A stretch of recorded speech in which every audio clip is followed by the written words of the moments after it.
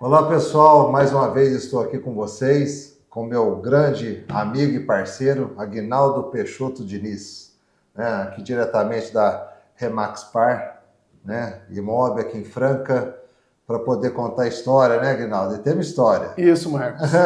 Estamos juntos no mercado imobiliário desde 2011. 2011. Na verdade, nós começamos em outubro. Outubro de 2011. Então agora já fez 13 anos. 13 anos. Que beleza. 13 anos. O Aguinaldo veio já numa empreitada, né? Foi. Na época áurea ali do financiamento imobiliário, Minha Casa Minha Vida, né? A minha atuação sempre foi na prestação de serviço. Então, eu fui bancário durante 35 anos e o meu trabalho final, antes de ingressar na Parra, foi na Caixa Econômica Federal. Eu me aposentei em fevereiro, de 2011 e nós começamos aquele trabalho para a implantação do empreendimento Vilagem Mundo Novo em outubro. Em outubro que iniciou o processo. Não, perfeito. É interessante, ele conta, passa um filme na cabeça, né? Ficou 9 meses meio de férias, né? Organizando, e aí começamos a trabalhar, né? Isso, mas é interessante isso, Marcos. Quando você atua na prestação de serviços, você sente falta dessa energia. É diferente de uma atividade industrial, quando você é um trabalho mais mecânico. Agora, quando você trabalha na prestação de serviço, contato com as pessoas o tempo todo, como é uma atividade bancária, sim. Eu sentia falta disso. E essa atividade no mercado imobiliário é muito parecida com as atividades dentro de um banco. Mas conta a bagagem, vamos falar assim, a sua história, né? Que o pessoal fica curioso para saber a história do Aguinaldo, né? Aguinaldo é ibiraciense, né? E veio para Franca, estudou aqui. Como é que foi a trajetória ali? Então, eu sou ibiraciense e a minha segunda cidade é Franca, porque foi aqui que eu estudei a maior parte da minha vida. Certo. Eu fiz colegial, depois fiz o curso de economia. E craque de bola, viu, gente? Era bom de bola. Então, eu terminei o curso de economia em 1980, justamente no período que saiu a inscrição para o concurso da Caixa Econômica Federal. Na época, eu estava já no Banco Nacional, atuava com crédito rural e passei no concurso da Caixa em 1980. Olha só. E já era formado em economia e assumi em 81 aqui em Franca, na Caixa Econômica Federal. E a partir daí foi uma mudança constante, porque eu tive que mudar 18 vezes, trabalhei em diversas cidades do estado de São Paulo, ocupei muitos cargos de gestão na empresa. E é interessante, porque o Aguinaldo é modesto, ele não conta.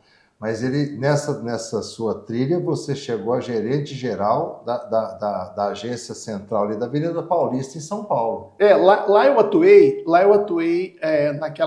na época, em 1985, num grupo de trabalho, e eu fiquei conhecido lá nesse período. E quando eu estava em Ribeirão Preto, eu fui convidado para ser o gerente geral da Avenida Paulista, da agência Avenida Paulista, que na época era a maior agência do Brasil.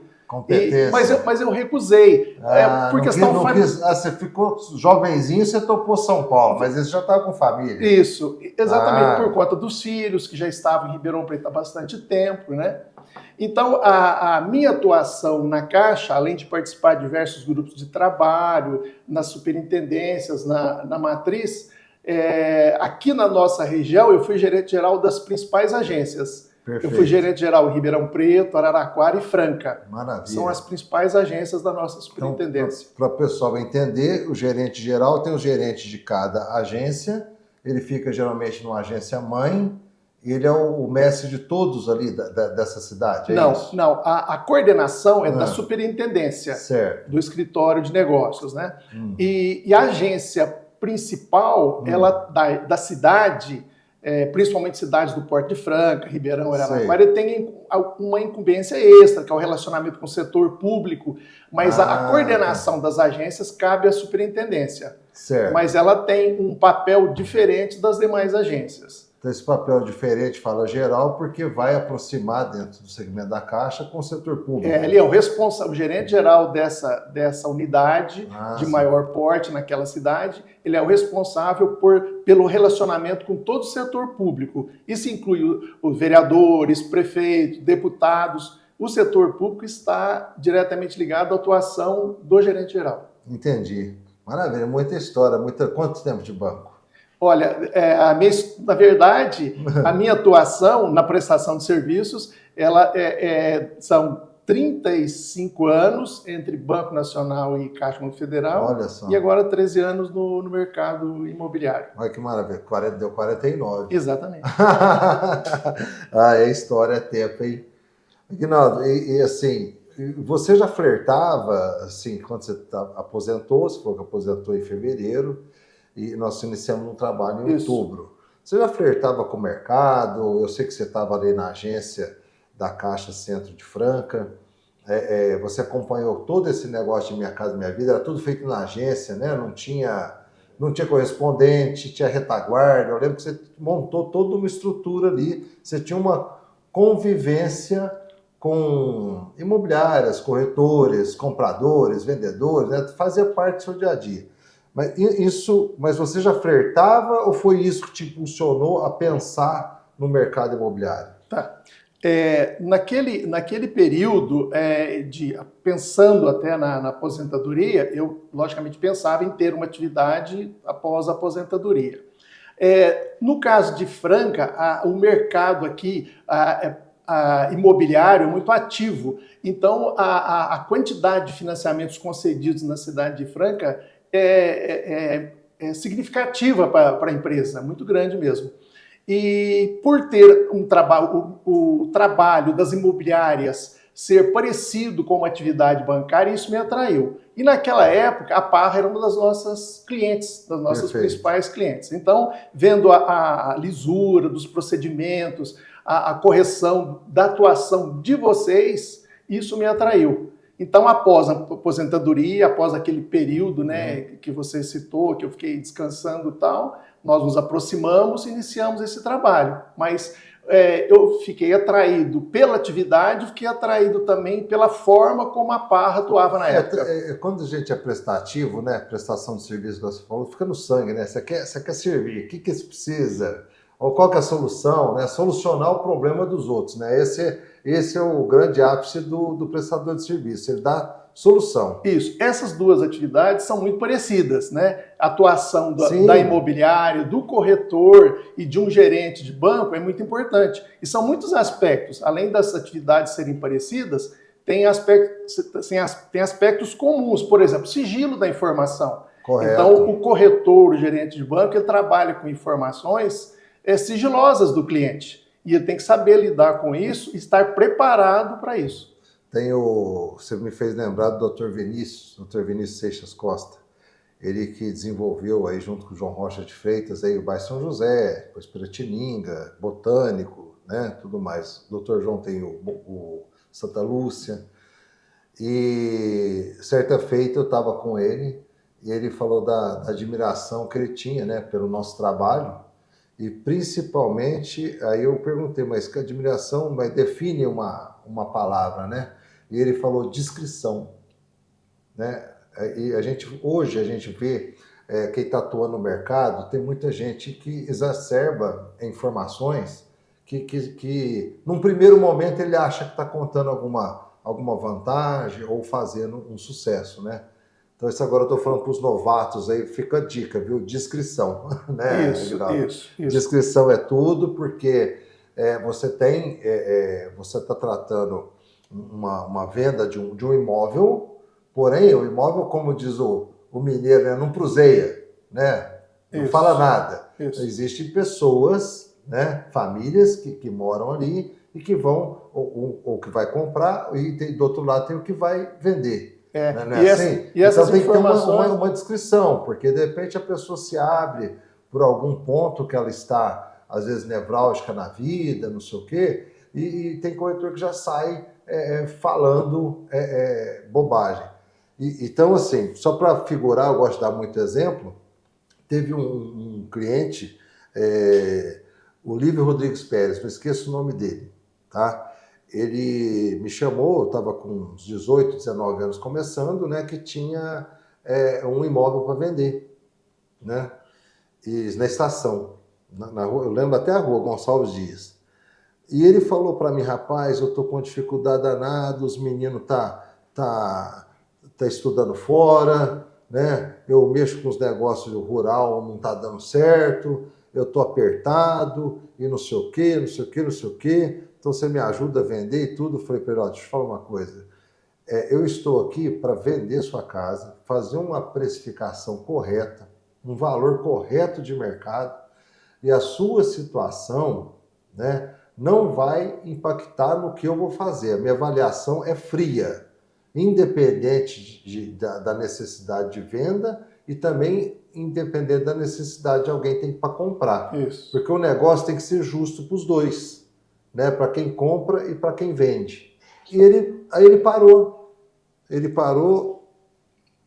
e falou assim, você vai ser meu corretor então. E logo a gente fez um negócio, acho que demorou uns 2 ou 3 meses, fez esse negócio. E daí a gente começou a fazer outros negócios, só que ele não era apertado nada. Ele não era um cara bem de vida, eu era um moleque, eu não sabia, assim, a visão que eu tenho hoje, né, da aposta da pessoa e tal. Ele falou que estava apertado, eu acreditei. E depois ele falando para os outros, né, inclusive é muito amigo do Lincoln do Cartório, o Lincoln é amigo meu até hoje, e fala assim, ó, o Parra é diferente, esse menino é diferente. Fala assim, esse menino vai vingar, né, no ramo imobiliário e tal, porque ele tem a descrição, ele não vê esse lado.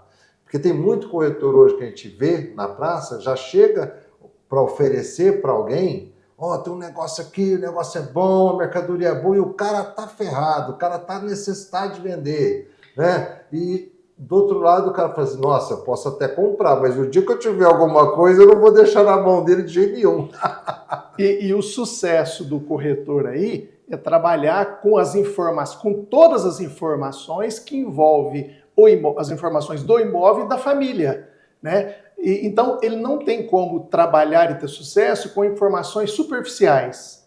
Ele precisa entender o ambiente familiar, o motivo da venda, todos os detalhes do imóvel. Então, você entra em detalhes do comportamento da família e também dos detalhes da história daquele imóvel. Exato. Então é por isso que o sigilo dessas informações é muito importante. Não, é importante verificar, né? A gente fala, em primeiro lugar, localização, padrão de construção, acabamento, né?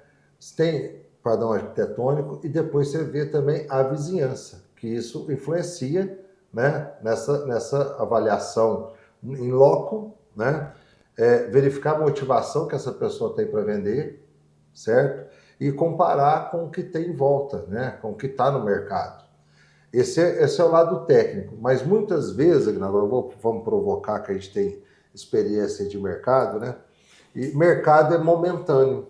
Então, nós estamos agora em dezembro, né? Dezembro de 24. Existe um momento, né? Quando a gente começou em outubro de 2013, era outro momento, né? Era um momento que estava assim, no auge já do Minha Casa Minha Vida, né? E ele disparava, né? Quando o negócio gera negócio.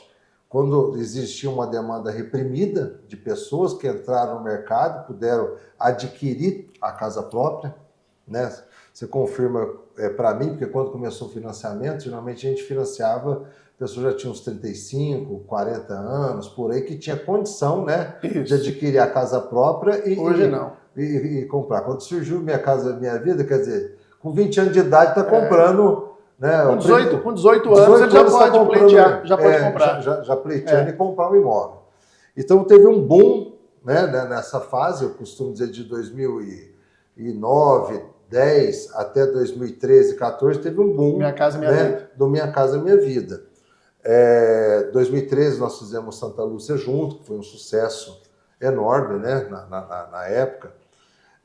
E depois nós passamos para aquela época de segundo mandato, né, da gestão da presidência, teve o impeachment, isso tudo nós estávamos num momento de mercado também travado. Isso.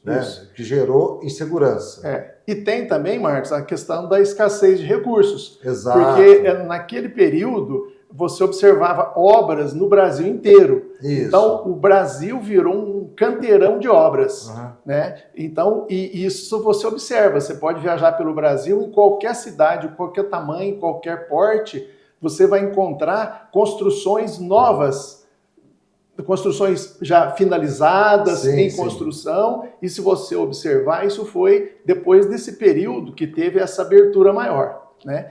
E hoje, nós teremos que, o Brasil tem que encontrar uma saída para essa escassez de recursos. Quer dizer, tem que se criar outras fontes de recurso para alimentar toda essa máquina, né, que ficou dependente de um volume muito maior de recursos. Não, ainda existe a demanda reprimida ainda, né?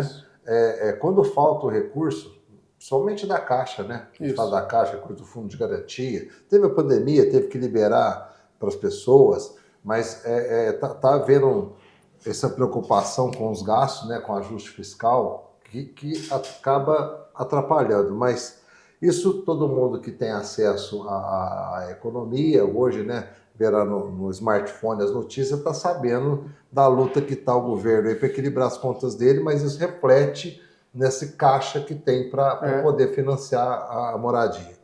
São duas, né? Mas você sabe... Duas principais fontes, né? Duas principais fontes, o Fundo de Garantia e a caderneta de poupança. A caderneta de poupança. E hoje está baixo, então está sem recurso. Porém, por que eu toquei nesse assunto? Em 2016, 2017, que também nós estávamos num momento parecido com esse, né? E a gente que tem história no mercado mais atrás, a gente vê que é o seguinte, isso interfere no preço do imóvel. Às vezes a pessoa assusta. Voltou um pouquinho para trás, não é que voltou, adequou à realidade. Porque a gente passou 21, 22, 23, né?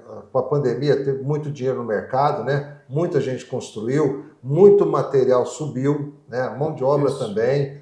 O pessoal que trabalha com mão de obra precisava ter esse aumento. Acho que era uma mão de obra que estava sendo desprestigiada antes da construção civil. Hoje, para você contratar, né, um profissional desde o pedreiro até a marcenaria, enfim, tudo eletricista, passando por eletricista, encanador, você tem profissionais muito mais técnicos, muito mais habilitados e, logicamente, também que o valor dele também é compatível com a realidade que todo mundo vive. Hoje está tudo certo.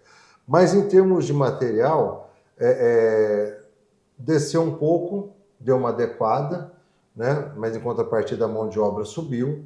E hoje a gente vê que não tem mais essa facilidade do financiamento. Porque quem tem condição também vê a taxa de juros, dá uma assustada, né? Que tá alta. E quem tem... quem precisa do financiamento, quer dizer, o subsídio está escasso, quer dizer, não consegue fazer, a renda dele também às vezes não dá. E esse momento assim, é de criatividade, onde começa a ter permuta. Então é muito importante também, na hora de visitar o imóvel, conhecer tudo aquilo que a gente falou do imóvel, mas explicar para aquela pessoa que está com o objetivo de colocar no mercado, o cenário. Isso. Né? No dia a dia... Isso. No dia a dia, as pessoas talvez não se apercebam disso, porque o imóvel, como você já falou, a localização é o principal ponto. Sim. Agora, o valor do imóvel é o mercado quem estipula. O valor de mercado é quanto é que o mercado paga por aquele imóvel, como você disse, nesse momento. O mercado é oferta e procura. Isso, né? Isso. Então, principalmente no momento como esse, que tem gerado um certo impasse, porque o recurso está escasso, né? As pessoas às vezes assustam quando você apresenta o valor do imóvel. Né? Você faz um estudo, você mostra o que foi a pesquisa que foi feita, a região que você observou, Perfeito. Os comparativos, os imóveis de mesmo padrão apresentados. Num primeiro instante, às vezes a pessoa assusta porque ela tinha uma ideia diferente, ela estava fazendo as contas baseado no que ela gastou para comprar aquele imóvel e ela acrescenta um valor imaginando que aquela forma de pensar chega no valor do imóvel. E não é Eu isso. costumo dizer assim, porque de 16, 17 que a gente estava falando, que a gente estava num momento também vamos falar de crise no mercado, teve até impeachment no Brasil inteiro, Isso. deu um salto o valor do imóvel para 22, 23. Deu um Isso. salto, mas aí que vai subindo, vai subir, né? Só que de repente tem a expectativa que vai continuar subindo e depois ele adequa a uma realidade. Mas se a gente comparar o período de inflação que teve de 17 para hoje, o imóvel já teve uma valorização real. Isso, né? isso. E hoje essa é uma adequação quando a gente faz. Às vezes a expectativa da pessoa estava com uma casa, só para dar um exemplo, né? Que a expectativa dele era 500, porque viu falar que era 350, foi para 400, Isso. foi para 450, 500 em 22, né? Aí ele criou a expectativa de 600. Quando vê hoje ele voltou para 500, mas ela teve valorização no período. E o imóvel, Marcos? Era só essa frustração que não teve a expectativa concretizada. Isso. Mas teve um aumento real. Isso. E o imóvel, ele é um porto seguro. Então, Sim. nesses momentos de crise, seja pandemia ou qualquer problema que ocorra, o imóvel é o que preserva valor e a tendência é que ele suba de preço, porque no cenário de dificuldade, ele tem esse comportamento. Então, as pessoas, na dificuldade, no momento de crise, ele corre para o imóvel. Aí o que acontece? Essa corrida provoca aumento de preço. Agora, não sei se você concorda comigo, que eu fico eu estou com 36 anos de mercado, a gente observa os períodos. Eu sempre digo, quando a taxa de juros está alta, né? Hoje eu acredito, ela está alta mesmo, tudo Isso. certo. Sempre tem uma curva, né, que sobe e depois ela vai descer, ela vai voltar. Isso. Né? Eu acredito o seguinte, este é um momento, às vezes a pessoa fica com medo da taxa de juros, né? Mas hoje a mão de obra e o material está mais adequado para se construir, somente porque vai fazer aquisição de terreno e construção, ou quem vai comprar um imóvel pronto, né? Ele está vendo muito do pronto, então ele está vendo grandes oportunidades no mercado. Veja bem, antigamente você contratava uma taxa de juros e você tinha que seguir com ela a vida inteira. Isso. Né? Só que hoje não é mais assim. Hoje você tem a portabilidade. Né? Vamos dizer que a pessoa fica 1 ano, 2 anos pagando esse juro que é mais alto, porém ele está adquirindo ou construindo num momento muito mais favorável que agora. Isso. A hora que inverter essa curva, que o juro cai, ele pode fazer a portabilidade para outro banco, né? Pode fazer, a qualquer momento. E com a taxa de juro menor. Só que a hora que esse juro cair, o que acontece com o material e com mão de obra? Que todo mundo vai construir querendo aproveitar a taxa de juro baixo, aí falta material, falta mão de obra e os preços começam a subir. Então, às vezes, as pessoas precisam ter essa análise, né, temporal. Acredito que dentro de 1 ano, 1 ano e meio, essa curva já começa a cair, né, porque a gente sempre chegou num juro mais alto e depois ela faz uma curva e vem para baixo. Isso. Como estava 16, 17 estava alto, 18 começou a cair, 19, 20 não teve nem inflação, o juro no banco estava até negativo, porque ele deixava dinheiro aplicado, né? E agora vem essa curva ascendente. Então é sempre São ciclos. São ciclos, né? E não tem como fugir disso, né? Sempre tem a consequência. E você falou da construção, essa opção que a Caixa Econômica Federal tem da construção em terreno próprio é muito importante. No caso de Franca, mais ainda, porque historicamente a população de Franca tem uma gana por comprar terreno. Perfeito. Né? Aqui é uma cidade industrial, tanto o industrial, o dono da empresa, como o empregado, tem como uma forma de investimento mesmo comprar terreno. Isso é muito diferente de outras cidades de mesmo porte. Então, a cidade de Franca tem uma grande quantidade de terrenos, pessoas que têm um terreno pago ou em fase de pagamento, e permite o uso dessa linha da Caixa Federal. A pessoa pode financiar a construção no terreno que já ele pago, já tem, ou ele pode adquirir, isso mesmo. O terreno, que é aquisição de terreno e construção, que a gente fala, né? E o que você falou, no momento adequado. No momento adequado. Agora é um momento importante, bom para a construção. Né? E para a cidade isso é ótimo. Exatamente. Eu vejo que o preço dos terrenos está num preço legal. Isso. Né? Ele faz o plano, faz o projeto, ele faz essa construção. Se ele demorar um ano, quer dizer, ele vai pagar a parcela integral só depois que a casa estiver pronta, né? Isso. Assim? E um detalhe importante, ele consegue construir, isso é importante, num preço muito interessante. Por quê? Como ele tem o dinheiro já alocado para o financiamento, e ele vai executar de acordo com o cronograma que ele definiu com o engenheiro dele. Certo. Então, o que acontece? A mão de obra tende a ficar mais barata, porque ele tem um tempo de construção mais enxuto. Porque ele não fica otimiza, com essa... né? Otimiza. Porque muitas vezes, quando a pessoa vai construir com recurso próprio, ele imagina que consegue terminar em um ano essa construção. E muitas vezes esse tempo excede o que ele pensou inicialmente e essa obra fica muito cara. Geralmente vai para 18 meses, 24 meses, né? E principalmente quando ele tem que substituir essa mão de obra. Ele paralisa a obra e esse recomeço vai custar para ele muito mais do que se fosse uma obra tocada num curto prazo. Isso a gente vê muito, né, Guilherme? Muito. A gente vê muito. Pessoal, é assim, o momento... Cada momento tem o pró e o contra, né? Isso. Que a gente fala. Quando está juro baixo, que aconteceu agora recente, né? 2021, juro baixo, crédito na praça e tudo sobe. Não é assim? Mão de obra, material, oferta e procura. Né? Agora está no momento que tem muita oferta de imóvel e estamos com pouca procura. É a hora de fazer conta. Isso. Né? Às vezes você acha que você está pagando caro nesse primeiro momento, né? E depois você sai com a conveniência muito melhor lá na frente. Então, existe a portabilidade, gente. Aqui, a Aguinaldo é especialista, tá? Tá aqui com a gente. Eu atuei muito tempo ligado ao crédito imobiliário, aos financiamentos, porque é a essência da Caixa, né?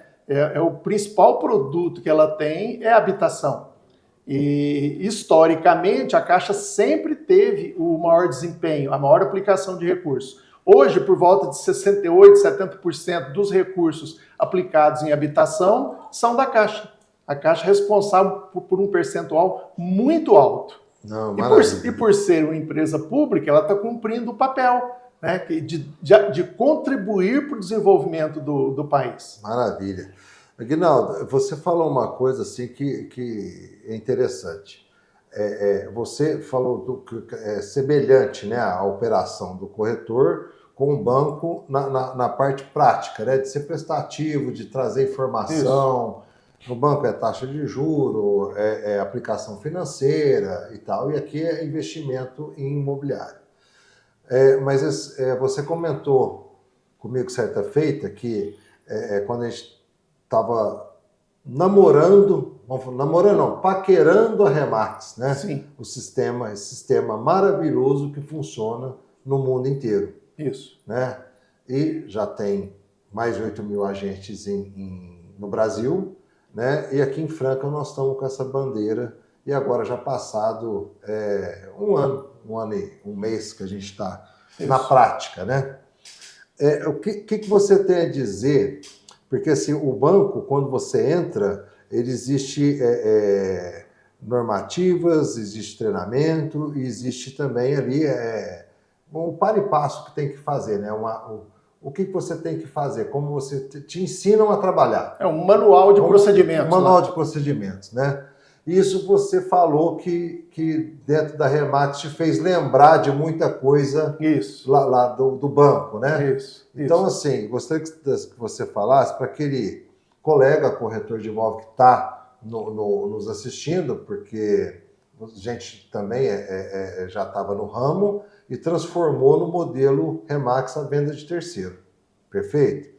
Então, assim, o que você diria, tanto para o colega quanto para aquele que está nos assistindo, aquela que está nos assistindo, que quer iniciar, O que você viu, o que você me fala da Remax depois da gente paquerar, namorar, casou, né? E agora esse casamento já dura um ano.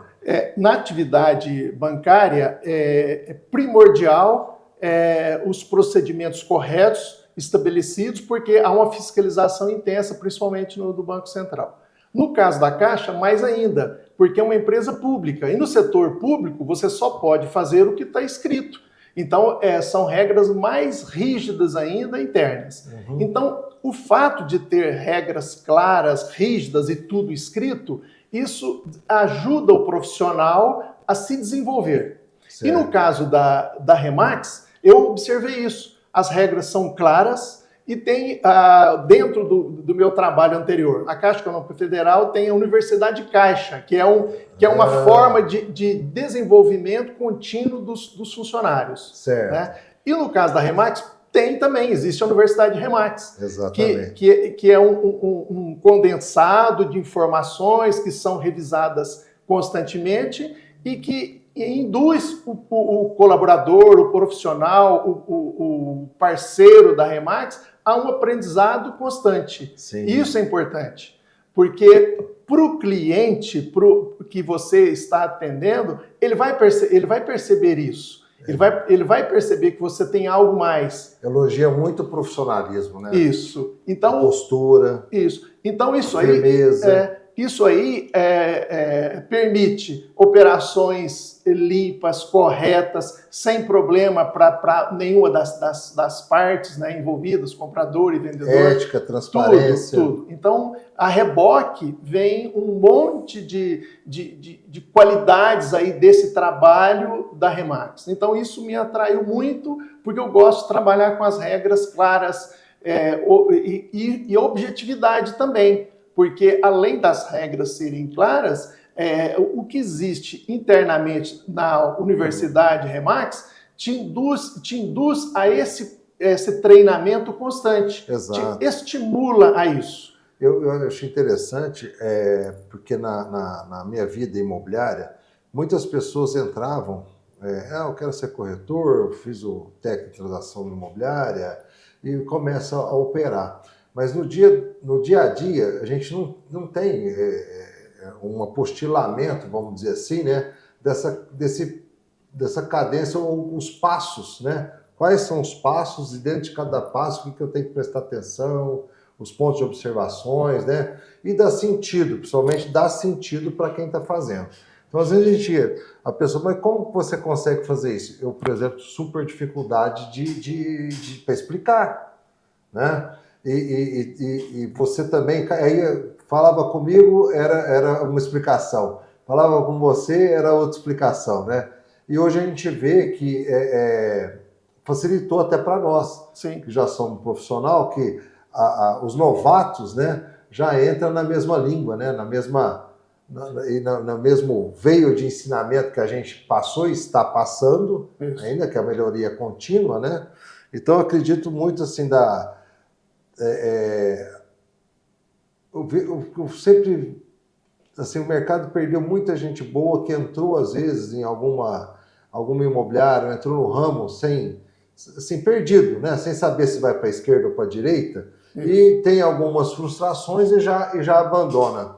E isso, para mim, foi uma bênção conhecer esse modelo Remax, que funciona há 50 anos, inclusive, e vai se reinventando a cada ano, né, no mundo todo, da quantidade de pessoa que entende, compreende, aplica, e é principalmente a gratidão que tem por ter transformado aquela pessoa realmente num profissional. Facilita, Marcos, o aprendizado, porque você absorve muito mais lendo sobre determinado assunto que está ali sistematizado por capítulos, né, por assuntos, do que você perguntar para alguém. Quando você ouve, o aprendizado não é o mesmo quando você abre para a leitura, você abre o sistema, vai ler sobre determinado assunto. O aprendizado fica facilitado e a tendência é que você se torne um profissional mais seguro. Exatamente, porque você reflete, né? E você tem onde buscar informação, porque ao longo do tempo você pode ter alguma dúvida e você tem material, você tem recurso para rever. Você, além de estudar constantemente, você pode rever assuntos que você, por algum motivo, não está dominando mais.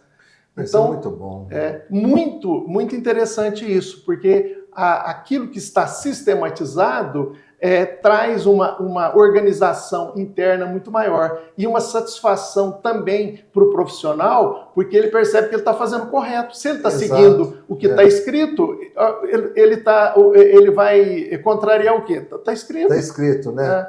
Não tem aquilo, por que é assim? É porque o Aguinaldo falou, porque o Parra falou, não é assim mais, né? Não está escrito.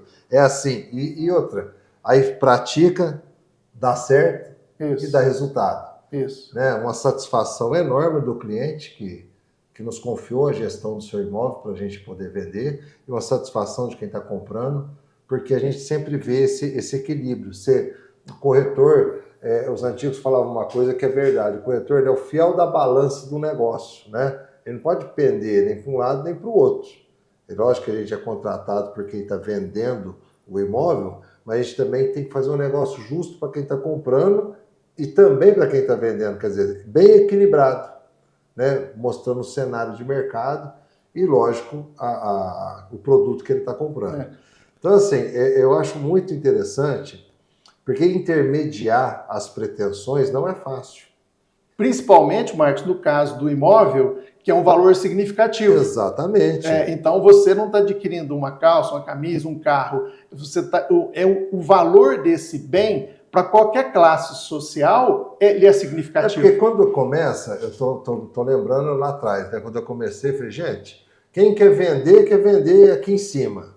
E quem quer comprar aqui embaixo. Eu falei assim, gente do céu, o que eu tenho que fazer? Aí você começava a matutar, né? O que você ia resolver com isso. Então era um jogo, né, há 36 anos atrás, um jogo assim, um queria 100, o outro oferecia 50, e eu falava, gente, que loucura, por que eu não põe no valor correto?